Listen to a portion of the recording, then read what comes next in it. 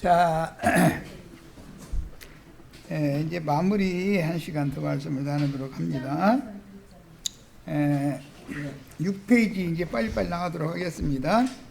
레위 지파 혈통이 아니지만 메시아의 참 제자들이 되어 남은 일생을 절대적으로 들여서 헌신함으로 모든 선지자들과 모세가 말한 성경을 이룰 사도들, 증인들은 레위인들에게 주신 율법 제도와 달리 나실인으로 헌신하도록 정한 율법에 기인합니다.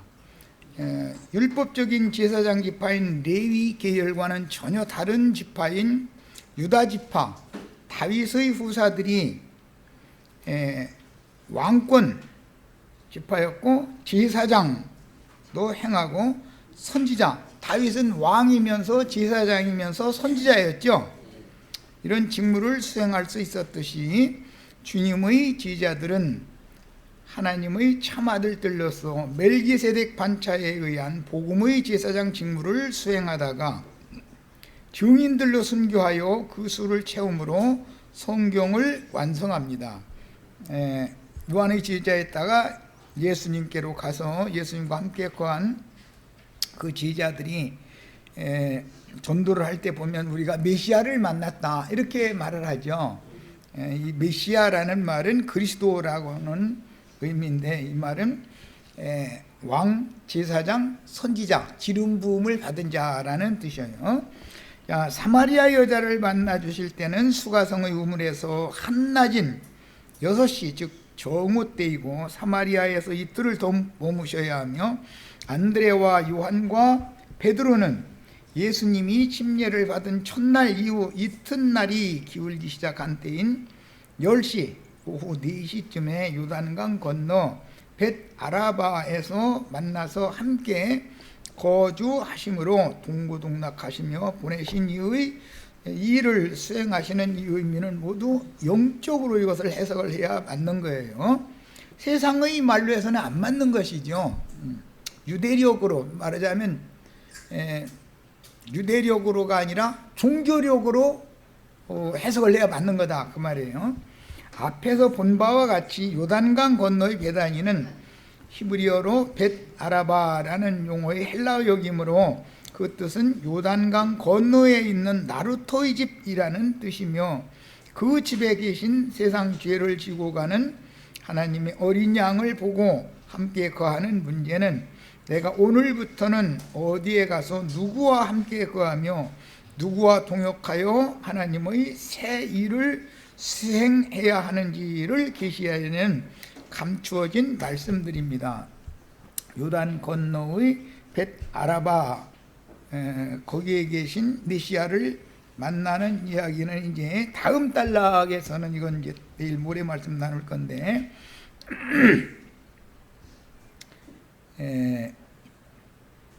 나다나엘을 예수님이 이제 다음 단락에 그 말씀을 나다나엘에 대해서 말씀하실 때 보면 참으로 참 이스라엘 사람이고 그는 간사함이 없는 자다 이렇게 표현을 했죠.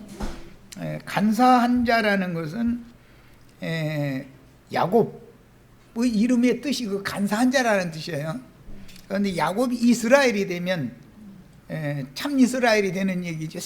야곱이 새 이름을 받으면 그러면은 간사함이 없는 사람이 되는 거예요. 그런데 야복나루 2편에서 야복나루를 건너기 바로 직전까지는 되게 간사한 사람의 모습이 딱 드러나죠.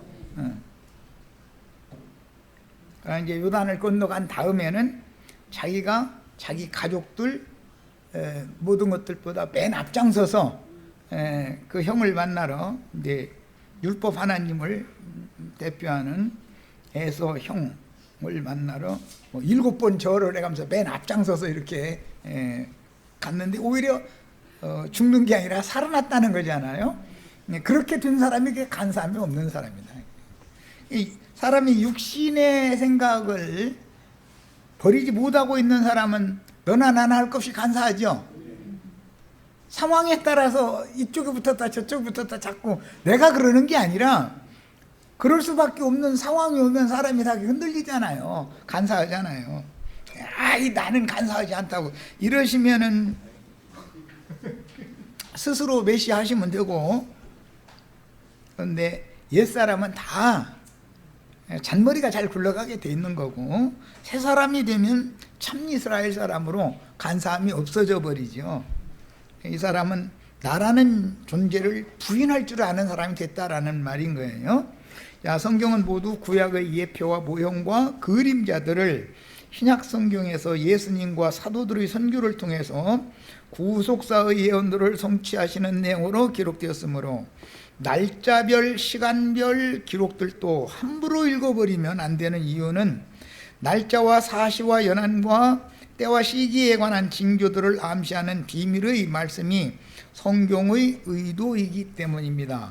그러니까 예수를 만난 그 날과 그 때를 이렇게 특별하게 기록을 요한의 제자에다가 예수님의 제자가 되는 제자들이 예수님 메시아를 만나는 때를 그 열시라고 하는 시까지를 이렇게 기록을 한 것은 이게 하나님이 말하고자 하는 어떤 뜻이 있기 때문에 영적으로 해석을 해야 맞는 것이지, 세상사의 뭐 오후 4시냐 뭐 12시냐 이런 식으로 이걸 해석하면 안 맞는다는 거죠. 그 의미를 살펴야지. 자, 창세기 1장의 7일로 시작해서 7일이 지나가면 한 주간이 되죠. 이제 성경에는 그 한 주, 그 주의 첫날 이렇게 말하는 그 7일마다 돌아오는 주간이라는 주가 있고, 주의 날이라고 하는 말이 나오는데, 기독교계는 주일 이렇게 말하는데, 그 주일이라는 것은 7일마다 한 번씩 돌아오는 첫날이다라는 뜻이지 주의 날이라는 말이 아니죠. 그런데 기독교계는 일요일 날이 주의 날이라고 이렇게 가르쳐 버리잖아요. 이게 왜 일요일 날만 주의 날이겠어요? 모든 날이 주의 날이지. 이 성경 한 가지도 명확하게 가르침 받지 않으면, 안식일 교인들은 제7일 안식일이 주의 날이라고 또 이렇게 빡빡 우겨요. 제7일 안식일이 오기 전에는 주일 날 아니고 무슨 날이에요? 모든 날의 주인이 누구예요? 주님이 없으면 시간이 없는 거죠. 연중의 7절기, 안식년, 변제년, 그리고 희년, 70일에 등의 이상이 나오며, 이에 근거하여 하나님의 우주 경영에 관한 경륜이 제시되며 구약시대와 신약시대가 구분되고, 하나님의 경륜을 완성하기 위하여 한 일의 절반이 나누어져서 1260일, 42달, 한때, 두때, 반때, 3년 반 이렇게 또 한 일이라는 것도 또 나눠서 나오죠. 이런 모든 말씀들, 사시와 징조를 실현하는 때와 기한을 이루고자 하는 것이 성경 내용이기 때문에, 성경의 어떤 때와 시를 기록을 하면은 사람의 생각으로 해석을 하면 안 맞는다 이거예요. 맞아 들어가지 않는 거다. 세상 나라의 시간 개념은 아침에 해가 뜨고 저녁에 해가 지므로 해가 뜨는 시간, 즉 1조시부터 다음날 1조시까지를 하루라고 그러죠. 이건 헬라의 시간 개념이에요. 그러나 히브리인들의 시간 개념은 해가 지는 시간부터 시작해서 다음날 해가 지는 그때까지를 하루라고 그러죠. 히브리인들의 시간 개념과 세상 사람들 시간 개념은 정반대다라는 것을 기본적으로 알아야 된다. 왜? 모든 육에 속한 사람들은 어둠의 때, 밤에 어둠에 잡혀서 어둠의 세상을 헤매다가 어둠의 구덩이에 빠지게 돼 있다라는 것이 성경이 사람을 보는 관점이다 이거예요. 그러나 세상 사람들은 세상에 대하여는 박지요. 세상에 대해 박다는 것은 세상의 이치, 뭐 제일 밝은 게 돈벌이 하는 거, 어떻게 하면 어떻게 돈을 잘 벌린다더라, 뭐 그거 하여튼 이게 세계 돌아가 버려. 우리 같은 사람은 따라갈 수가 없어. 이 사람들을 머리 굴리는 거 보면, 이야, 정말 타고나야 돼. 이상하게 주님께서 나한테는 그쪽으로는 이게 딱 따져나가지고, 아니 뭐 얘기하지 말아야지. 아이고. 그러면 나 같은 사람 만나면 부인이든 자식들이든 다 막 고생하는 거지 뭐. 세상적으로 보자면 나 만나지 말아야지.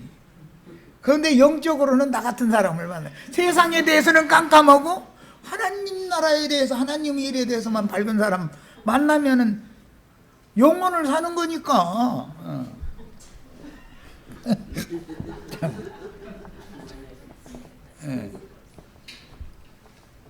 세상 말로 원망할 거 없어. 그래서 다 하나님 공평하게 하시니까.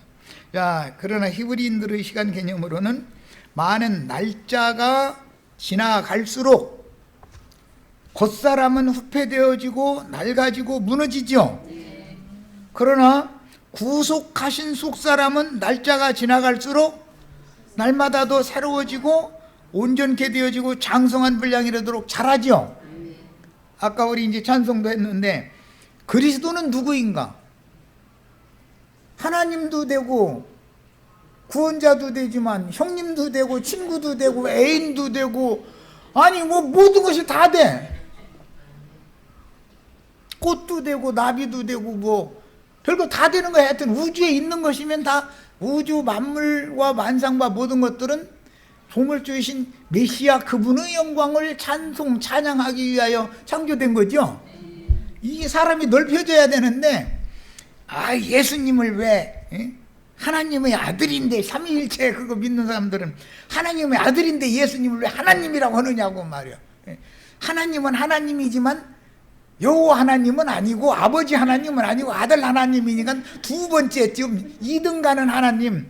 여호와 증인들은 주님은 지금 아들이 지금 마지막 아담은 살려주는 영, 그 영이 되셨다 그러면 성령은 그냥 바람 기운 이런 것이지, 그 성령은 하나님이라고 하면 안 된다고 또 이러고, 그럼 누구 말이 맞습니까? 하나님도 되지만 아들도 되고 아버지도 되고 그분이 조상도 되고 후손도 되고, 다윗의 조상도 되지요. 다윗의 후손도 되지요. 모든 게 다 돼. 그러니 헷갈릴 수밖에.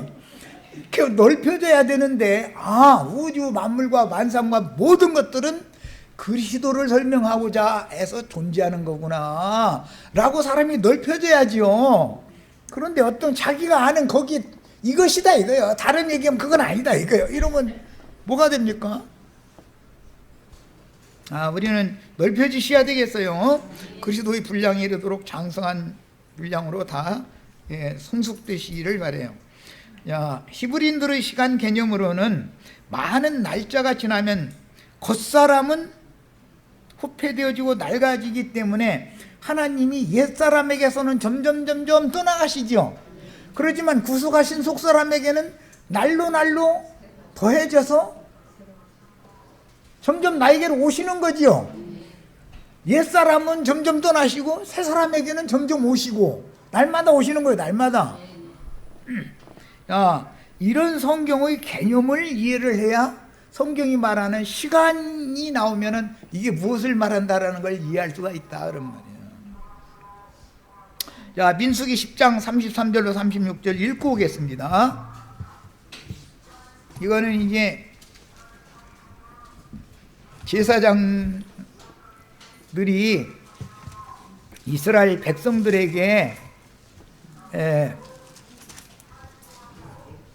사울길을 앞서가신 하나님이 이스라엘 백성들이 광야길에서 유진하는 장소에 머물면 하나님이 앞서가셨다가 다시 돌아와 주셔야죠. 그래야 하나님 함께 가시니까, 사울길을 계속 앞에 가버리면은 이스라엘 백성들이 못 따라가고 지금 유진을 하고 있으면 사울길이 하나님과 항상 멀리 있는 거 아니에요. 그럼 되냔 말이에요. 하나님의 역사님 하나님에게로 사울길을 앞서 가셨다가 하나님 백성들이 유진을 하게 되면 하나님 돌아오셔야지. 하나님 돌아오신다는 말은 이스라엘 백성들이 거기서 쉰다는 뜻이기 때문에, 이 지금 사울길이라고 하는 시간 개념을 정리해 드리려고 이거 읽는 거예요.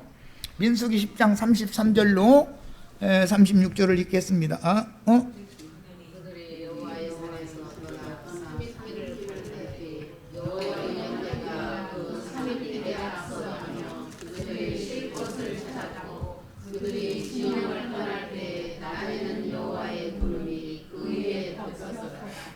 괴가 떠날 때에는 모세가 말하되 여호와여 일어나사 주의 대적들을 흩으시고 주를 미워하는 자가 주 앞에서 도망하게 하소서 하였고, 괴가 실 때는 말하되 여호와여 이스라엘 종족들에게로 돌아오소서 하였더라.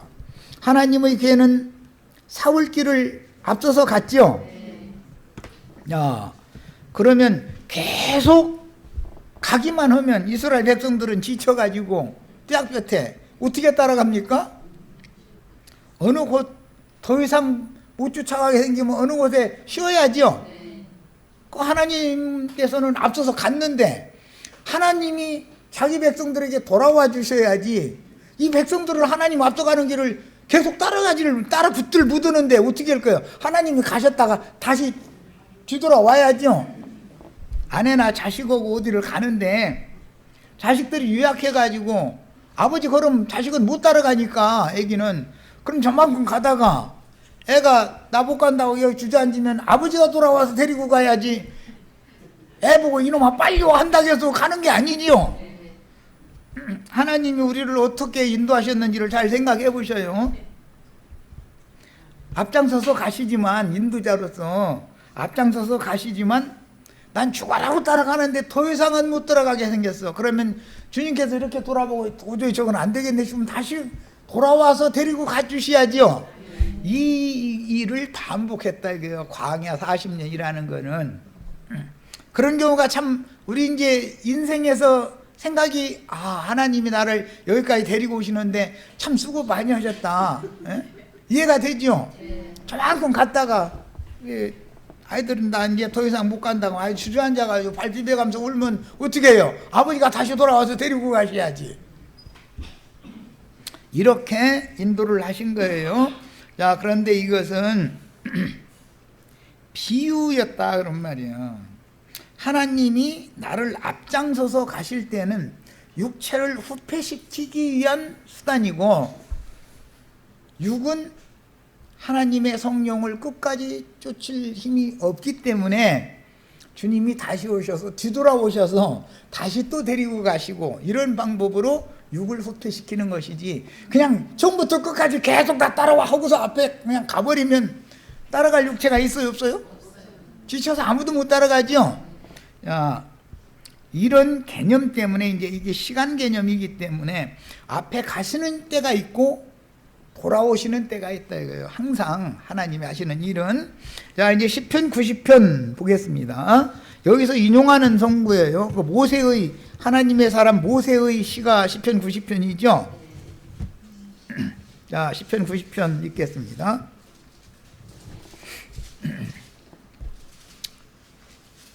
주여, 주는 대대에 우리의 거처가 되셨나이다. 지금 새 제자의 거처가 되신 거죠. 주와 함께 가서 거했다라는 말은 주님이 그들을 위해서, 제자들을, 주님의 제자가 된 자들을 위해서 장막을 쳐주셨다 그 말이에요. 장막을 쳐준다는 건 거기서 유진, 쉰다 그 말이에요. 쉰다. 광야길을 계속 가는 게, 끌고 가는 게 아니에요. 어떤 정도에 가다가 못 따라오면은 거기서 유진을 하게 하는 거예요. 쉬어야 되는 거예요. 그래 이제 기운 차린 다음에 이제 또 구름기둥과 불기둥이 풍 하고 앞에 따른 이제 사흘길 앞에 가면 또 뒤따라 가는 거예요. 가다가 이 백성들이 도저히 지쳐서 못 따라가 그러면은 이렇게 뒤돌아보시고서 백성들이 주저앉은 곳에 하나님이 다시 오셔야 된다, 되돌아오셔야 된다 이 말이에요. 자, 이런 개념을 지금 잘 이해를 하시길 바래요. 더 읽어 나갑니다. 산이 생기기 전 땅과 세계도 주께서 조성하기 전 곧 영원부터 영원까지 주는 하나님이시니이다. 주께서 사람을 티끌로 돌아가게 하시고 말씀하시기를 너의 인생들은 돌아가라 하셨사오니 주의 목전에는 천년이 지나간 어제 같으며, 그 천년이 하루와 같다라는 건 여기서 인용하는 말인 거예요. 밤의 한 순간 같을 뿐입니다. 주께서 그들을 홍수처럼 쓸어 가시나이다. 그들은 잠깐 자는 것 같으며 아침에 돋는 풀 같으니이다.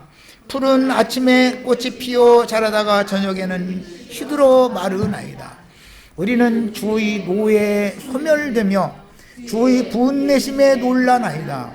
주께서 우리의 죄악을 주의 앞에 놓으시며 우리의 은밀한 죄를 주의 얼굴빛 가운데 두셨사오니 우리의 모든 날이 주의 분노 중에 지나가오며, 인간의 모든 날은 주님의 분노 중에 지나가지요. 연단과 시험 중에 지나간다 그 말이에요. 육의 날수라는 건 우리의 평생이 순식간에 다하였나이다. 어느 날 보니까 내가 70 넘어버렸죠. 나 어릴 때는 70이라는 건 언제 올지 뭐 아마도 했잖아요. 70 먹은 할아버지, 그 할아버지 얘기지 나하고는 상관없는 얘기였잖아요. 그런데 며칠도 아니지. 어떻게 살다 보니까 여기까지 와버린 거예요. 그냥 나도 모르게. 자, 그 다음에 우리의 연수가 70이요 강건함은 80이라도 그 연수의 자랑은 수고와 슬픔뿐이요 신속히 가니 우리가 날아가나이다. 그러죠. 우리 시간, 우리에게 허락해 주신 시간이 날아가 버리셨죠. 고자매님 희커니 어떻게 뒤돌아보니까 남편이 사랑한다고 결혼해달라고 하던 영자의 전성시대는 그렇게 좋은 때는 그냥 휙하니 지나가 버렸죠. 언제 지나갔는지도 모르게. 자, 그래서 누가 주의 노여움의 능력을 알며 진노의 두려움을 알리까. 육체의 고난을 연단을 많이 당해보면 육신의 나를 70, 80을 인도하시는 하나님이 그 진노의 그 기간, 노여우심의 능력이 뭔가를 알게 되죠.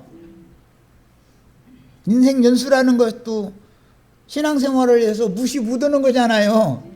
청년 때 예수를 믿는 사람들 보고 이런 얘기하면은 그건 나와는 상관은 모세의 10편 90편 나와는 상관없는 얘기라고 생각하지, 이 성경을 백날 읽어도 이게 영적 계시가 올 수가 없는 거예요. 우리에게 우리 날 기수함을 가르치사 지혜로운 마음을 얻게 하소서. 여호와여 돌아오소서. 언제까지니까? 언제까지 계속 앞으로만 끌고 가시려고 그럽니까? 이제 다 지쳐도 못 가겠으니까 이제 주님 좀 돌아오셔서 나 좀 데리고 가주세요 그 말이잖아요. 주의 종들을 불쌍히 여기소서. 아침에 주의 인자하심이 우리를 만족하게 하사 우리를 일생 동안 즐겁고 기쁘게 하소서. 우리를 괴롭게 하신 날수대로와 우리가 화를 당한 연수대로 우리를 기쁘게 하소서. 주께서 행하신 이 일을 주의 종들에게 나타내시며 주의 영광을 그들의 자손에게 나타내소서. 주 우리 하나님이 은총을 우리에게 내리게 하사 우리의 손이 행한 일을 우리에게 견고하게 하소서. 우리의 손이 행한 일을 견고하게 하소서. 주님을 따라서 사울길을 앞서가신 주님을 따라간다는 것은 다 사실은 육신으로 보자면 슬픔과 수고의 날들이죠. 그러나 영으로 보자면 주님께서 나를 그분의 생명의 세계로 지금 데려가시는 것이기 때문에, 육으로 보자면 하나님이 나를 버리고 자꾸 멀리 떠나시는 것이고, 영으로 보자면 하나님이 나에게 돌아오시는 것이다. 매번 앞서 가시다가 또 돌아오시고 앞서 가시다가 또 돌아오시고 이 일을 반복해서 오늘 이 자리까지 데려다 놓으신 거예요. 주님께서 이 10편 90편 말씀까지 읽어서 이게 주여 우리에게 날수 계산하는 법을 가르쳐 주세요 이렇게 이제 모세가 기도했는데, 우리의 날 계수함을 가르쳐 달라고 그러는데, 인생의 날수 70, 80을 육체대로만 계수하고 영적 계수를 할 줄 모르면 죽은 자잖아요. 자, 계시록 마지막 성경 마지막 책 22장 21절로 22절에 내가 속히 오리라 하심에 아멘 주 예수여 오시옵소서. 주 예수 그리스도의 은혜가 모든 자에게 함께 있을지어다. 이렇게 해서 성경이 마무리되고 있죠. 주님이 속히 오신다는 거예요. 자, 우리는 육체로 이 땅에서 교회 생활을 하지만 우리 영혼을 데리러 오시는 날을 고대하는 사람들이죠. 예, 이것이 성경 이야기예요. 그래서 시간이라는 어떤 10시에 메시아를 만났다라고 하는 말은 주님이 나에게 돌아오셔서 나를 불쌍히 여기셨다라는 말과 같은 뜻이에요. 이 신연을 만난 사람은 이 말을 알아들을 수 있는 거예요. 물질이 바람과 같이 신속히 지나가는 티끌 인생이 이 생에서 수고하는 날들을 함께 하시지만 사흘길을 앞서가신 주 여호와께서는 반드시 바람 전사들과 광야에서 시험당하는 구속하신 자기 백성들에게로 돌아와서 함께 해주실 것을 믿는, 이것이 함께 거하는 거예요. 유진하며 쉬는 이스라엘과 함께 거한다. 이것이 장막을 쳐주러 오시는 것이다 라고 표현을 했다 그런 말이에요. 이것이 신앙 고백인데 모세의 축도이며 기도인 시편, 민수기 10장 33절로 36절 읽었고, 모세의 기도 시편 90편 읽었어요. 계시록 22장 21절로 22절 성경 전권의 마침이라고 하는 것은 하나님이 앞서 사흘길을 앞서 가시다가 지친 백성들을 위해서는 되돌아오셔서 다시 함께 잠깐 쉬었다가 또 앞으로 끌고 가고, 이런 방법을 반복해 가지고 하나님의 생명의 세계, 완전한 세계까지 우리를 이끌어 간다. 이것이 시간 개념이다. 성경이 말하는 시간 개념이다 이게. 육체로는 날마다 후패되어지고 낡아지는 거예요. 그러니까 육체로는 점점 하나님과 멀어지는 거죠. 그러나 영은 시간이 갈수록 하나님과 내가, 하나님의 세계와 나와 점점 가까워지는 거예요. 우리에게 우리의 날속의 삶을 가르치사 지혜로운 마음을 얻게 하소서. 여호와여 돌아오소서. 언제까지니까 그랬는데 언제까지 우리가 기다려야 하겠습니까? 주님만 계속 앞서가고 우리는 도저히 따라가들 못하는데, 그러면 주님께서 얘가 안 따라오네 싶으면 다시 되돌아와 가지고 또 잠깐 같이 쉬었다가 힘을 얻게 하신 다음에 또 데리고 가고, 이런 방법으로 광야길을 걷게 하셨어요. 주의 종들을 불쌍히 여겨소서라고 기도한 모세의 기도나 성경을 마무리하는 계시록 22장 20절 21절, 이것들을 증언하시니가 이르시되 내가 진실로 속히 오리라. 떠나신 주님이죠. 예수님은 떠났잖아요 일단. 그렇지만 그분은 속히 오신다. 이것을 사흘길만 앞서 가셨다가 되돌아오시고, 앞서 가셨다가 되돌아오시고를 반복해서 하나님의 나라까지 우리를 데려가는 것이지 그냥 계속 끌고만 가는 것은 아니다 이런 말이에요. 이 생에서 주의 증인들과 통역하여 그리스도의 몸을 세우는 지체들은 주와 함께 교회에 거하는 동안, 주님과 함께 거했다라는 것은 주의 장막, 주의 처소, 주님이 함께하는 제자들, 아까 여호수아서에서 읽었을 때는 길갈의 진에 유진을 하는 거죠. 비유다. 그 다음에는 유진을 계속 하려는 게 목적이 아니죠. 거기서 할례를 받고 좀 쉬었다가 할례 받은 군인들이 할례 받은 상처자리가 다 치료가 되면 이제 전투가 벌어지는 거죠. 전쟁을 위해서 준비를 하는 기간이었을 뿐이에요. 그 다음에 이 생에서 주의 증인들과 동역하여 그리스도의 몸을 세우는 지체들은 주와 함께 교회에 거하는 동안 인생의 날수가 바람과 같이 신속히 지나갈수록 주님은 육신에 있는 옛사람을 버리고 떠나시는 것이나 신앙인의 속사람은 반드시 주님이 다시 와서 영생의 처소로 데려가서 영원히 함께 거할 소망이 지금 이루어져 가고 있는 중이다. 이것이 구원의 방법인 것이지, 사람이 결심을 해서 오늘부터는 나쁜 생각이나 나쁜 짓을 덜 한다 이런 말이 아니단 말이야. 이것은 사람이 어떤 노력으로 뭐가 되는 얘기를 말하는 게 아니에요. 사람은 그걸 아무것도 할 수가 없어요. 그런데 사람은 마귀에게 선악을 알게 하는 나무실과를 먹고 나서 마귀에게 점령당해 있고 속고 있는 중이기 때문에 자기가 뭔가 선은 행하고 악은 버리고 할 수 있을 거라고 생각을 하는 거예요. 그런데 그렇게가 안 되는 거지요. 그게 누구도 그걸 인간이 스스로는 절대 행할 수가 없어요. 하나님의 구원의 약속을 마음에 믿으면 믿는 사람에게 그 믿음대로 되도록 인도를 해가시는 주님 때문에 그 구원에 이르게 되는 거예요. 이것이 성경 이야기예요. 그러니까 나에 대해서는 소망을 가지시면 안 돼. 나라고 하는 옛사람은 벗어버릴 것이고 후패되어지고 낡아지는 것이 목적이지, 그 대신 속사람이 자꾸 날로 새롭게 되어져 온전케 되게 하는 것은 하나님이 하시는 일이다 이거예요. 이것은 생명 공급에 따라서 생명률로 구원을 받는 것이고, 이것은 은혜로 말미암아 계시될 믿음으로 이루시는 하나님의 구원 방법에 의해서, 하나님의 방법에 의해서 사람이 구원에 이르는 것이지, 인간이 자기가 무엇을 해서 되는 것은 아무것도 없는 거다 말이에요. 이건 종교죠. 그런 것이. 우린 종교에서 다 벗어나셔야 돼. 종교에서 벗어나려면 율법 종교인 예루살렘 제사장들의 가르침에서 떠난 요한의 가르침에서도 또 떠나야 된단 말이에요. 영적인 사람들이 되셔야 돼. 요한의 가르침을 받으면 자꾸 혼적인 사람이 되는 거죠. 자꾸. 자, 우리는 진리와 생명의 성령이 되신 예수를 은혜의 성령을 통해서 하나님의 선물로 받아서, 믿음이라는 것은 선물로 주시는 거죠. 이건 은혜로 그냥 하늘이 주신 것이지 사람이 억지로 믿어서 뭐가 되는 게 아니에요. 그건 인간의 믿음과 하나님의 믿음, 하나님이 하늘에서 부어주시는 믿음은 계시될 믿음의 때까지 다 율법에 다 갇혀 있었죠. 믿음이라는 건 계시로 주는 거잖아요. 계시될 믿음의 때까지 율법 아래 갇혀 있다가 율법에서 벗어나야만 믿음 세계로 들어오게 되는 거단 말이에요. 그러니까 요한의 제자가 예수님의 제자가 되는 이 배경을 잘 이해하시기를 바라요. 이거 가르치는 것이 쉬운 게 아니에요. 사람들이 다 날 믿는다고 그러는데 그게 진실한 믿음이 아니다라는 말이에요.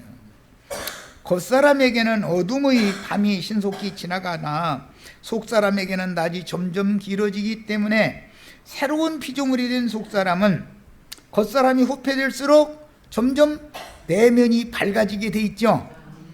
교회에서 말씀을 가르침 받아야 돼. 그 대신 이거는 세상에서 겉사람이 후패되어서 늙는다 해서 속사람이 새롭게 되는 일은 없어요. 말씀을 새롭게 자꾸 깨달아 갈수록 속사람이 새로워지는 것이지. 죄의 육신은 점점 벗는 중이니 결국 속사람은 영원히 주님의 임재로 인한 영광의 세계에서 영생하게 되므로 계시록에서는 다시는 밤이 있다고 한다, 없다고 한다. 밤이 이제는 없다. 그러려면 밤과 낮이 교차하는 육신의 이 장막을 입고 신앙생활을 하는 이 기간이 어차피 신속히 지나가야 되는 거죠. 육신으로 뭐가 되는 건 절대 없는 거예요. 육신은 벗는 거예요. 어차피 속사람이 온전케 되어져서 영원한 새 세계를 유업으로 받는 거예요. 속사람이 온전케 영원한 새 세계를 유업으로 받으려면 그리스도의 장성한 분량의 속사람이 다 이르러야 된다 이거예요.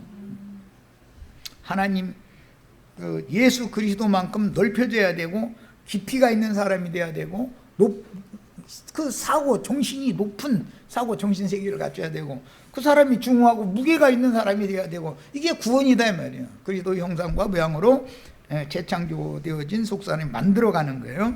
진리의 말씀을 삶의 체험을 통해서 자신의 생명으로 화합함으로 진리의 빛이 사람의 내면 세계를 환히 밝혀주는 것이 구원이고, 그러니까 점점 낮이 길어지는 것이 구원이죠. 낮이 길어질수록 밤은 점점 짧아지는 거잖아요. 그러다가 이제 완전히 낮만 있는 거예요. 빛만 충만한 거예요. 이제 어둠은 완전히 없어져 버리는 거예요. 그럼 다시는 밤이 영원 세계에 가서 밤을 가져가면 안 된다 이거. 그림자를 가져가면 안 되는 거예요. 우리는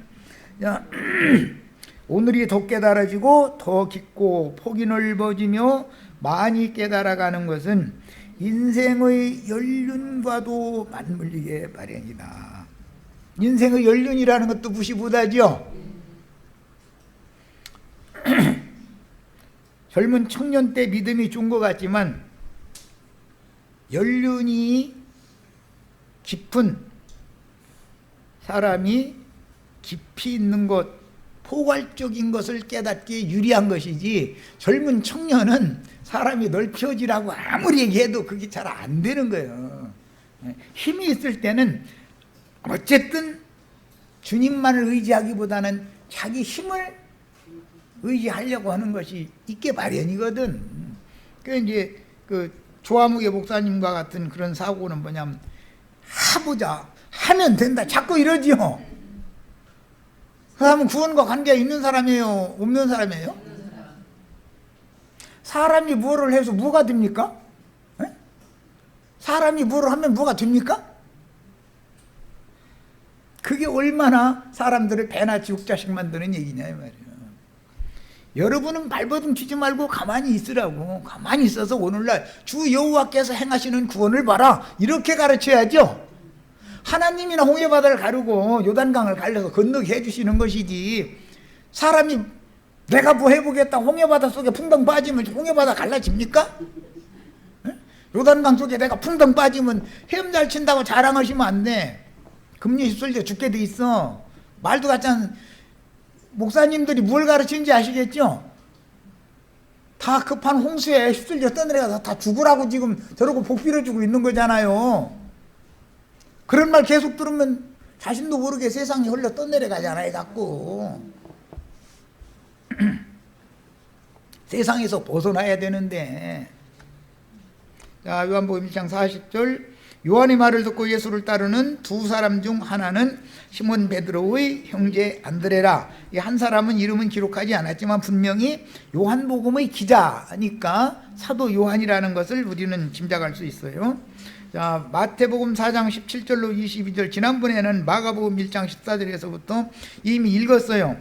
여기에서 보면은 그물을 던질 때 또는 그물을 배에서 기울 때 불렀죠. 이때 부르신 것은 요한이 잡힌 다음에 옥에 갇힌 다음이죠. 지금 이 두 제자, 세 제자지, 세 제자가 예수님이 계신 데를 보고 주님께로 가서 주와 함께 거한 제10시 된 그 때를 계시한 메시아를 만난 그 때 이야기는 요한이, 세례 요한이 아직 옥에 갇히기 전 얘기죠. 요한이 지금 요한복음에서는 요한이 아직 옥에 갇히기 전 얘기를 하는 거예요. 전에 만난 얘기를 하는 거예요. 그러나 나머지 공관복음에서는 요한이 옥에 갇힌 다음에 낙심해가지고 예수를 만났던 사람들이에요. 주님께로 왔던 사람들 낙심해서 갈릴리 바다 고향에 돌아가서 고기 잡는 중인데 예수님이 또 쫓아가서 불렀다, 그걸 말하는 것이기 때문에 성경이 말하고자 하는 의도를 잘 구분을 해서 잘 읽어야 돼요. 자, 공관복음에서 지자들을 부르시는 내용을 요한복음에서 지자들을 만나신 기록과 함께 살펴본다면 베드로와 안드레는 침례 요한의 제자였다가 요한에게 침례를 받고 요단강 동편이 아니고 이거 오타가 나오는데 서편 벳아라바에 거하셨던 예수를 만나 예수와 함께 갈릴리로 다시 돌아와 고기를 잡다가 침례 요한의 투옥 후에 두 번째 부르심을 받은 것을 알 수가 있습니다. 공관복음서가 그러니까 제자들이 예수를 만나는 시간이 한참 요한복음보다 한참 후 이야기죠. 네. 요한복음에서는 요한이 살아있을 때 요한이 소개해준 예수를 찾아가서 만난 이야기고, 공관복음에서는 예수님을 떠나서 갈릴리 바다에 가서 물고기 잡다가 옛 직업으로 돌아갔다가 예수님이 갈릴리로 가서 제자들을 불러낸 이야기단 말이에요. 구분 잘 하셔야 되겠어요. 찾고 찾던 제자들이라도 신앙을 결정하기까지는 혼동과 미적되는 과정을 경험하게 된다는 것을 알 수 있는데, 태어나면서부터 유대교인으로 태어나니까 율법 제사장들이 가르치는, 예루살렘 제사장들이 가르치는 말씀이 세뇌당했다가 요한에게 가서 잠시 요한의 제자가 되었다가 예수를 또 만났는데 예수님을 만나고 나니까 특별한 산뜻한 뭔가 있을 줄 알고 가봤더니 좀 헷갈리기만 하고 뭐가 뭔지 모르겠는 거예요. 그럼 이제 그 사람들의 생각은 꼭 교회에 오면은 어떤 이제 분들이 우리 목사님하고 똑같이 말씀하시더만 이래버리죠. 세상교회 목사님하고 똑같이 말해요. 여기서 하는 말이 왜 그렇게 들려요?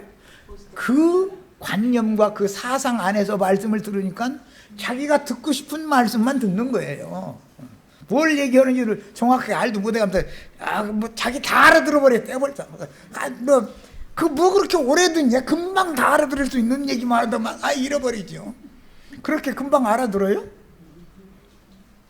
예루살렘에서 떠나서 요한에게서 떠나서 예수님한테 갔더니 금방 다 알아들어요? 다 알아들으면 고기 잡으러 가요, 안 가요? 뭔 얘기인지 아시겠죠? 예수님 제자 되어가지고 3년 반이나 가르쳐 놨더니 예수님 잡혀가니까 다 도망가죠. 왜 그래요? 예수님이 살아서 이 땅에서 살아있는 메시아로서 왕 위에 딱 앉으면 좌정승 우정승 누가 차지할 거냐 이 생각만 하고 있던 사람들이니까 주님이 하신 말씀을 다 알아들었다는 거예요? 못 알아들었다는 거예요? 그때까지도 못 알아듣는 거예요. 예수님이 죽음을 앞두고 있는데도 사실은 못 알아듣는 거예요. 그런데 사람들은 와서 잠깐 들어보나 뭐 오래 들을 필요도 없더만 다 아는 얘기고 뭐 우리 목사님하고 똑같은 얘기 우리 목사님도 그 얘기 똑같이 얘기하는데 근데 사실은 자세히 들어보면 달라요. 같은 얘기를 할 것은 아니 예수님이 똑같은 얘기할 것 같으면 예수님 오실 필요가 있어요 없어요? 예루살렘 제사장들이 잘 오고 꼭 뭐 거기서 떠난 요한이 잘하고 있는데 예수님이 뭐라고 합니까? 뭐가 달라도 다르죠. 물론 그렇게 주님을 만나서 따르던 제자들은 주님이 잡히시던 그 밤에 다 도망쳤으며 그 중에 머리사도라고 이제 수사도라고 흔히 말하는 베드로는 3번씩 부인했죠. 가룟 유다는 예수님 3번 부인하고 저주하면서 가라사대 내 그를 도무지 모른다 이렇게는 안 했어. 양심껏 자기 부으니까 자기가 잘못해가지고 가책받아가지고 가서 은 30개 받았던 것도 가서 토해내버리고 에이 하고 집어 던져버리고 베드로한테 쥐어줬으면 안 던지고 주머니에다 슬쩍 넣고 뭐 20은 물러줄지 모르지만 10이라도 좀 끓이고 다니다 보면 어따 좋은 데 쓰겠다는 거죠. 나쁜 데 쓴다는 것도 아니고. 예. 그죠? 다 그럴 수 있죠? 그러면 실제 상황으로 보자면 베드로가 가룟 유다보다 훨씬 더 못한 거예요. 이해하셨죠? 그런데 3번째 부인할 때 주님께서 대제사장과 마주보고 있다가 저 뒤에서 부인하는데 이렇게 고개 돌려가지고 눈이 딱 마주쳐졌다는 거잖아요. 오늘 우리들도 그런 축복을 다 받으시기를 바라요. 주님께서 돌아보아 주셨다. 그것 보고 이제 그렇게 표현하는데 주님의 돌보심이 돌아보아 주심이 없으면 사람은 예수 믿을 수 있어요 없어요? 그러니까 내가 뭐를 해서 뭐가 된다는 말은 말도 안 되는 소리죠. 가룟 유다가 훨씬 더 저 세상 말로는 가단성이 있고 훨씬 더 훌륭해요. 문제는 가룟 유다는 자기의 의의를 세우려 어렵고 베드로는 주님께서 이렇게 돌아봐 주시니까 눈이 딱 마주치니까 철커덕하고 가슴이 막 천만 가슴이 무너지고 나더니 밖에 나가서 슬피 울며 통곡을 했다는 거잖아요. 그렇게 만나야 되는 거 이걸 은혜로 구원받는다 그래요. 이렇게 구원을 받아야 되는 얘기인 것이지 사람이 양심껏 뭐를 해가지고서 뭐를 했더니 내가 오늘 구원받았다 이건 말도 안 되는 소리단 말이야. 지금 성경이 말하는 구원관과 세상 교계가 말하는 구원관이 어떻게 다른지를 잘 아셔야 돼. 헤롯의 박해가 일어난 이후 베드로는 사역의 중심이 아니고 이제는 바울이 사역의 중심이 되죠. 이것은 하나님의 경륜의 전환이다. 자, 41절 그가 먼저 자기의 형제 시몬을 찾아 말하되 우리가 메시아를 만났다 하고 메시아는 번역하면 그리스도다. 그리스도는 왕, 제사장, 선지자로서 관유라고 하는 기름 부음을 받았다는 뜻인 거예요. 관유 이야기는 이제 어차피 아가서에서 우리가 말씀을 하니까 그때 하도록 하겠습니다. 자, 남자답다라는 뜻의 안드레가 먼저 주님을 메시아로 영접하고 그 형제인 베드로에게 당시의 스승이었던 요한의 소개를 받아 메시아인 예수님을 만난 사실을 소개하였다고 기록한 본문과 그의 행적들을 살펴보면 베드로는 누구에게도 쉽게 마음을 열어주는 그런 사람이 아니었다. 자, 이런 사람이 한번 마음이 열려가지고 이건 확실하다 하면은 목숨 내놓지 이제는 그럴 수가 있는 거예요. 그러니까 쉽게 맞아 오늘 나 이 메시아 만났어 이게 너무 큰 소리로 하면은 곤란한 사람이 될 수 있죠. 우리가 전도를 해봐도 얼굴이 막 해같이 빛나가면서 예수 믿고 축복받고 막 해가면서 막 거품 물어가면서 막 얼굴이 해같이 빛나는 사람 만나면 가만 놔둬야죠. 그 사람 건들면 돼요 안 돼요? 그 사람 건들면 물어버리죠. 뒤돌아서서. 예. 자기 그 사람으로서는 자기 신앙이 최고 좋거든요 지금. 그래서 나름대로 판단하면서 메시아를 자꾸 찾는 사람이다. 베드로라는 사람은 그러니까 원래 그릇이 큰 사람이다라는 거예요. 하나님이 사람을 창조해 놓을 때 베드로는 베드로의 그릇으로 창조를 해가지고 그렇게 쓰시려고 그러는 거예요. 그런데 그대로 쓰면 엉뚱한 짓 하죠. 그럼 어떻게 해야 돼? 세 번 부인하게 만들어야죠. 그리고서는 이제부터는 입이 있어도 말하지 아니하겠나이다 하고 만들어 놔야 그 다음에 성령이 말하게 하심을 따라서 말을 하는 것이지 그냥 놔두면 지 말 자꾸 해서서 안 되죠.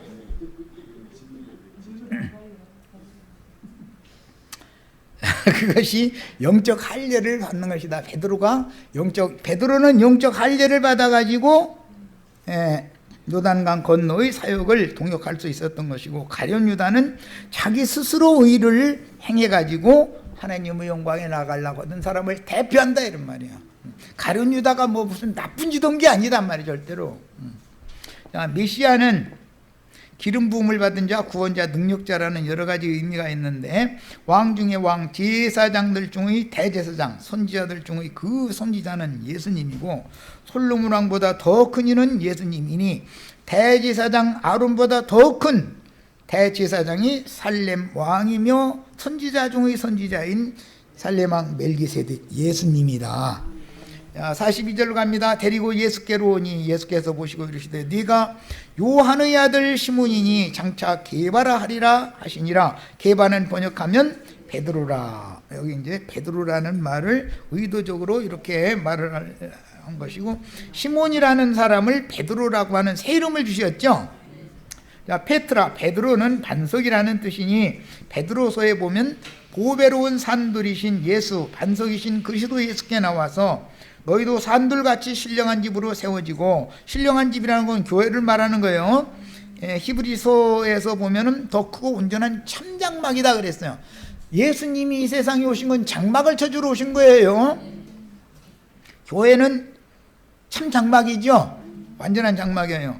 자, 우리 육의 장막을 떠나서 더 크고 완전한 참장막인 교회 안으로 오는 것이, 요단강을 건너서 예수를 만나서, 메시아를 만나서 예수와 함께 거하는 거예요. 예수와 함께 거한다는 것은 하나님의 집인 교회에 들어와서 교회와 함께 거한다 그 말인 거예요. 야, 우리는 이제 더 이상 세상 사람이 아니에요. 그러니까 그의 붙인 이름은 요한, 하나님의 은총. 구약에는 요하나안이라는 이름이 자주 나오죠. 구약의 요하나안이에요. 그런데 그의 본 이름은 시므온, 히브리어로는 야곱의 그 둘째 아들이 시므온이죠. 맏아들은 누구예요? 르벤, 시므온, 레위, 유다. 이렇게 적어도 4명은 아셔야 돼. 이 사람들이 아주 중요한 역할을 하기 때문에 그래요.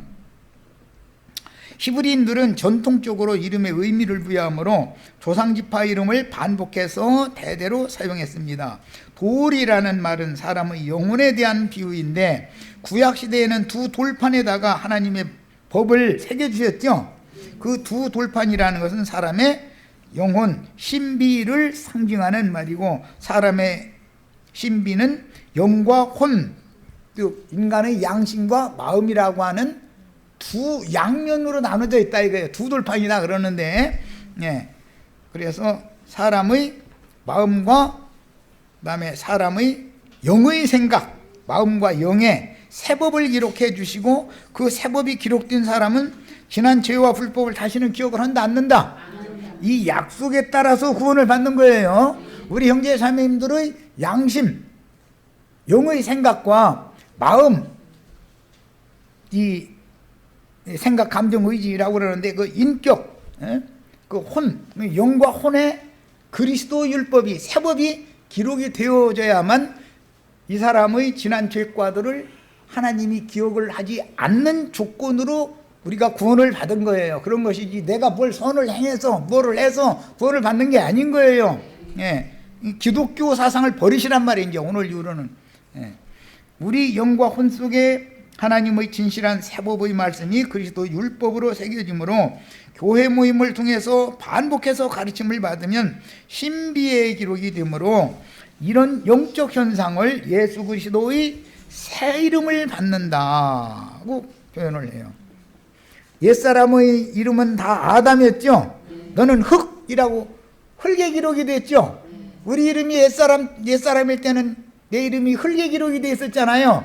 그런데 이제 새 이름을 받으면 신비의 새 이름이 기록이 된단 말이야.